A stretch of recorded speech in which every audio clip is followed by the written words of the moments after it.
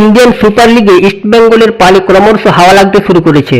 Oscar Bruzon এই দলের দায়িত্ব গ্রহণ করার পর থেকেই পুরো দলের খেলার ধরন একেবারে বদলে গিয়েছে। এবার সামনে বড় চ্যালেঞ্জ। আগামী 29 নভেম্বর নর্থ ইস্ট ইউনাইটেড এফসির বিরুদ্ধে খেলতে নামছে মাহিদ তালাল আনোয়ার আলীরা। এই ম্যাচের আগে সোশ্যাল মিডিয়ায় কার্যত হুঙ্কার দিল লাল হলুদ ব্রিগেড। গত মঙ্গলবার ইস্টবেঙ্গল এফসির অফিসিয়ালি সোশ্যাল মিডিয়া অ্যাকাউন্টে একটি পোস্ট করা হয়েছে।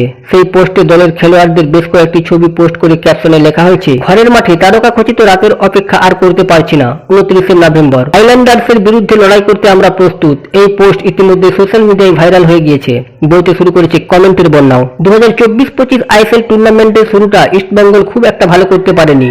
প্রথম 6 ম্যাচে তারা হারের ডবল হ্যাট্রিক করেছিল। ইতিমধ্যে দলের হেড কোচ কার্লোস কুয়াদ্রাতো দায়িত্ব ছেড়ে দেন। একটা সময় দলের সমর্থকরাও চরম হতাশায় ভেঙে পড়েন।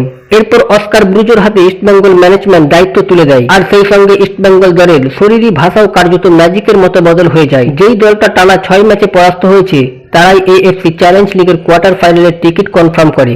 এমনকি আইএসএল টুর্নামেন্টে মোহামেডান স্পোর্টিং ক্লাবের বিরুদ্ধে 9 জনের দল নিয়ে গোল-শূন্য ড্র করে। এবার নর্থ ইস্ট ইউনাইটেডের বিরুদ্ধে আগামী 29 নভেম্বর তারা কি জিততে পারবে সেটাই আপাতত দেখার।